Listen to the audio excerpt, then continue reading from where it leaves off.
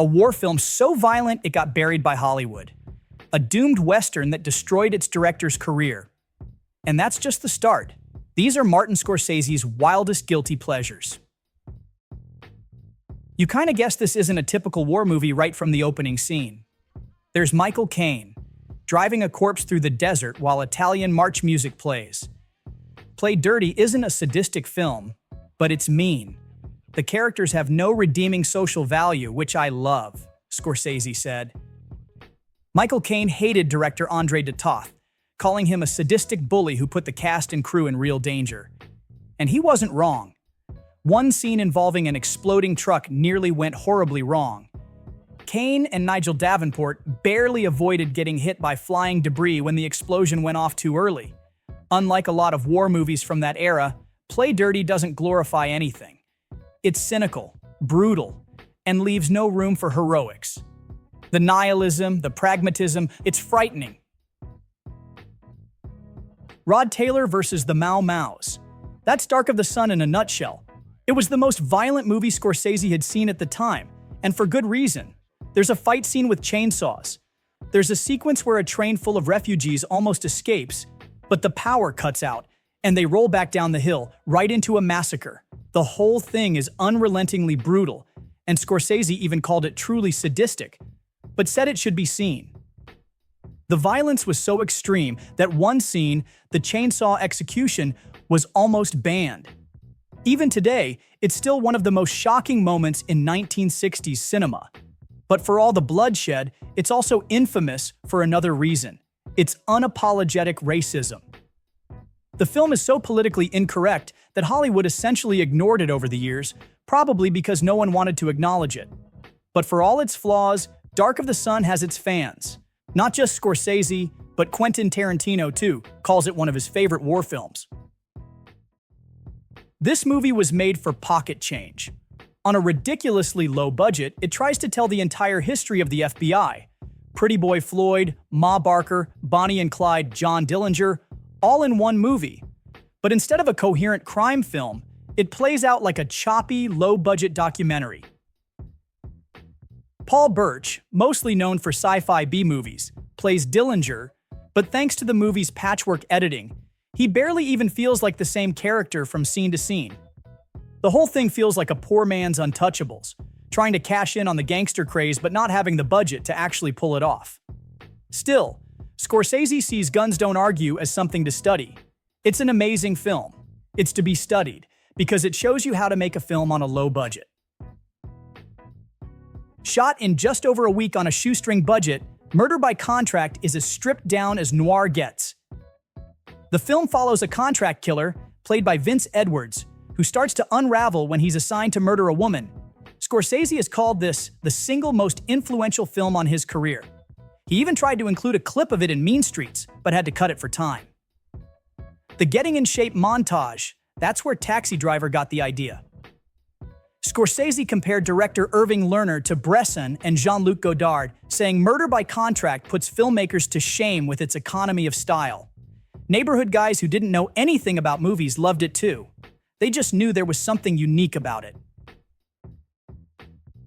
Jules Dassin made Night in the City while blacklisted by Hollywood. This was his last chance before he had to flee to Europe, where he wouldn't work in Hollywood again for decades. The US and UK versions don't even have the same ending. The American cut goes full-on noir doom and gloom, while the British version is slightly more ambiguous. And the worst part is, Dassin had zero say in the final edit because he was already blacklisted. Richard Widmark plays conman Harry Fabian, a desperate hustler who spends the whole film running, scheming, and sweating his way through London's underworld. Scorsese says Night in the City was a big influence on Mean Streets, and calls it a really important film for him. Marlon Brando's first and only film as a director, One-Eyed Jacks, was a production nightmare. He took over after Stanley Kubrick left, shot 3 times more footage than planned, and ran millions over budget. His original cut was 5 hours long before Paramount stepped in and hacked it down to 2.5. Brando hated the final version. He called it a failure, said he wasn't cut out for directing, and never tried again. But despite the chaos, One-Eyed Jacks had something special. Martin Scorsese still can't believe it flopped, calling it one of the best westerns ever made. He says, "It's unique, so extraordinary, and so personal a vision, I can't see how it could have been a flop." Brando even has the guts to ride off into the sunset waving on a white horse, and he gets away with it. Even in its cut version, it's an amazing achievement. One of the best westerns ever made. Scorsese calls House of Wax the best 3D film ever made, which is even more impressive considering director Andre de Toth only had one eye. The way the camera moves through the Wax Museum, circling Vincent Price and the eerie, lifelike figures, keeps you constantly guessing who's real, who's not. Then there's the fire scene. As the wax figures start melting and their eyes drop out of their sockets, it's pure nightmare fuel. The whole thing is bizarre, over the top, and completely unforgettable. And for Scorsese, there's an extra personal touch. It all takes place on Mulberry Street, his old neighborhood. Back in the 40s, most Hollywood ghost stories had some kind of rational explanation: hallucinations, hoaxes, or tricks. The Uninvited changed that. This was one of the first major films to treat ghosts as real, and it set the blueprint for supernatural horror as a serious genre. Martin Scorsese called it the best ghost story ever made, even scarier than House of Wax. Guillermo del Toro also ranks it among his 6 favorite horror films. Director Lewis Allen looked back on it decades later and was surprised by how well it held up. I saw The Uninvited about 2 years ago, and what amazed me about the picture was the fact that it was almost 50 years old, and it wasn't very dated. I must be congratulated, because most movies of that era look stagey. I must have done a very good job. Milton Berle was already a massive TV star when he made Always Leave Them Laughing, and he clashed with Warner Brothers over the film's tone. He wanted something darker, a more brutal look at show business. The studio wanted a straightforward comedy. The result was something in between, but Berle's performance stood out. Berle was so invested in the film that when director Roy Del Ruth fell ill, he reportedly stepped in to finish directing it himself. Scorsese called him the archetype of the comedian who's really tough and nasty.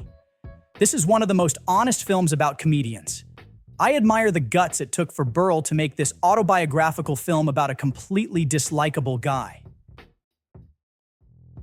This was John Wayne in full no-nonsense all-American mode, down to the moment where someone offers him a scotch and he turns it down for a Coca-Cola. But off-screen, it was war.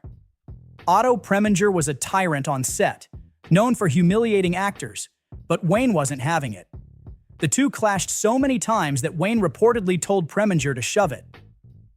Kirk Douglas also took on one of his darkest roles here. Originally, there was an even more disturbing scene where his character assaults Jill Haworth's, but it was cut before release to avoid backlash. Even without it, Douglas plays one of the most unsettling figures in his career.